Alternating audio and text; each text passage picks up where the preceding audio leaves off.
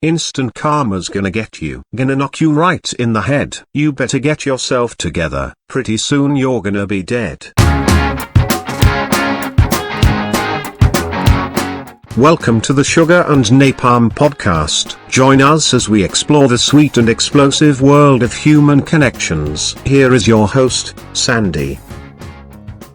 Welcome to the Sugar and Napalm podcast, where we explore the profound intersections of human behavior and belief systems. In today's episode, we're going to delve into the ancient wisdom of karma and its 12 fundamental laws that influence our lives in ways both seen and unseen. Ever since I was a young lad, I had a strong belief in the laws of karma without even realizing it. I'm going to do some word association with the following 12 laws of karma. And this is going to be somewhat of a departure from what my normal show format is. I hope you enjoy it. Law number 1, the Great Law. Understanding cause and effect. Karma is like a boomerang, and to me, this means you need to be intentional with your actions, knowing full well that when you do things that are bad, or you do things with bad intentions, they will come back and bite you in the ass. Also known as fuck around and find out. Law number 2, the law of creation. Attracting what you are. This law speaks to manifestation and positive thinking. It also plays into the law of attraction. If all you think are negative thoughts, you're going to be plagued with negative experiences. Inner thoughts manifest external experiences and desired outcomes. There's a theory that I like to call the mirror theory that speaks upon this a lot as well, and I will probably do a podcast in the future on the mirror theory. Law number 3, the law of humility, embracing acceptance. This law requires you to surrender to life's inevitable ups and downs. When you resist pain or challenges, karma's just going to throw more at you. Walk into the pain because staying comfortable will keep you from growing. Law number 4, the law of growth, transforming through thought.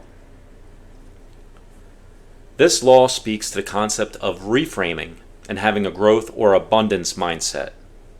Look at the glass as half full, not half empty.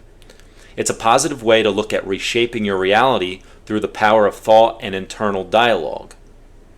Most of us have sat in a quiet place, maybe in your car, and you hype yourself up or gas yourself up about something you're getting ready to do. If you fill your head with negative self-talk, you're just going to have negative experiences.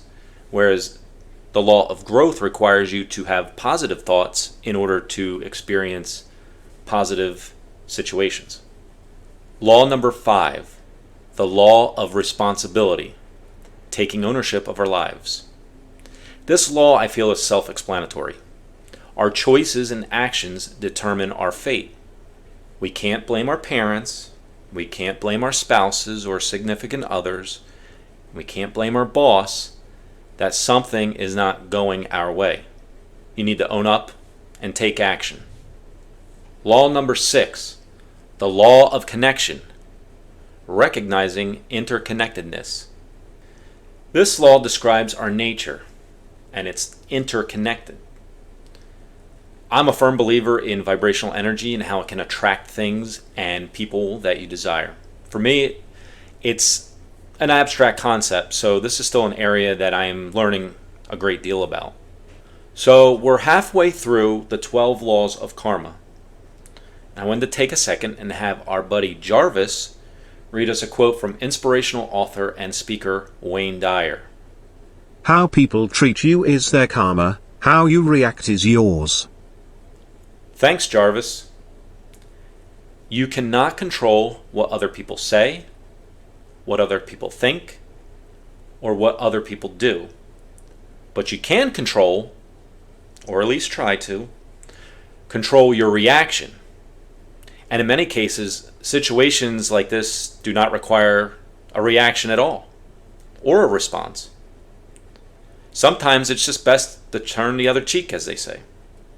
All right, let's get back to the 12 laws of karma.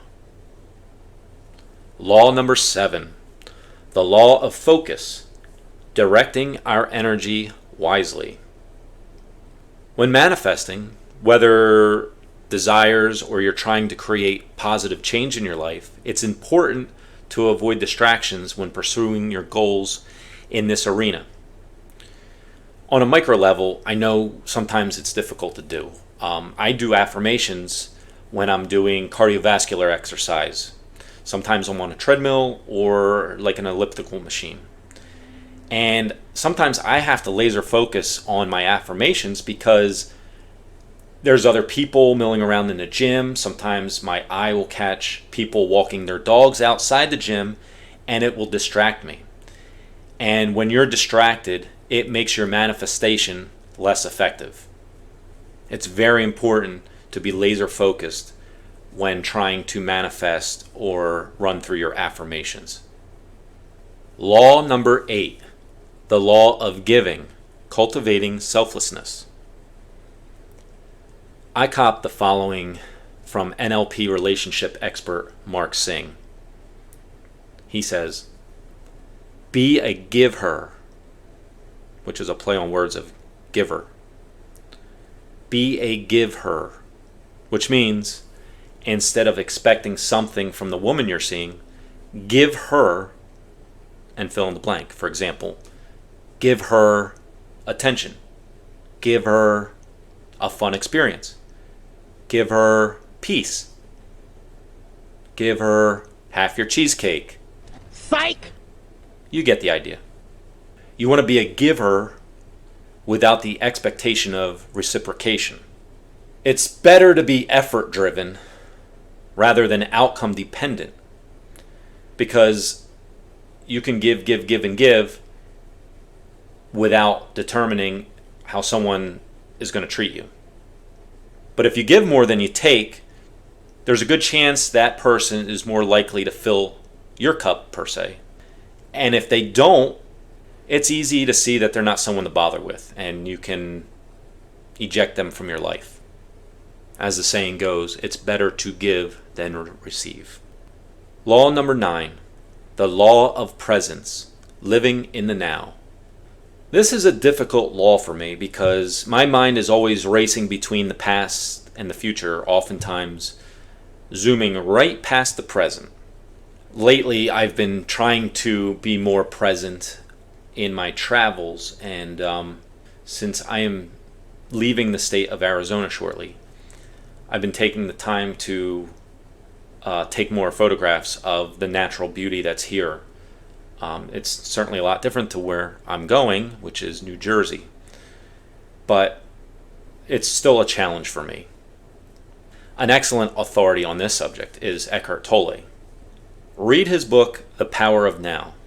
I hate to say read because it's an audiobook, but I've listened to the audiobook at least half a dozen times, and I cannot recommend it enough for implementing mindfulness. Check it out.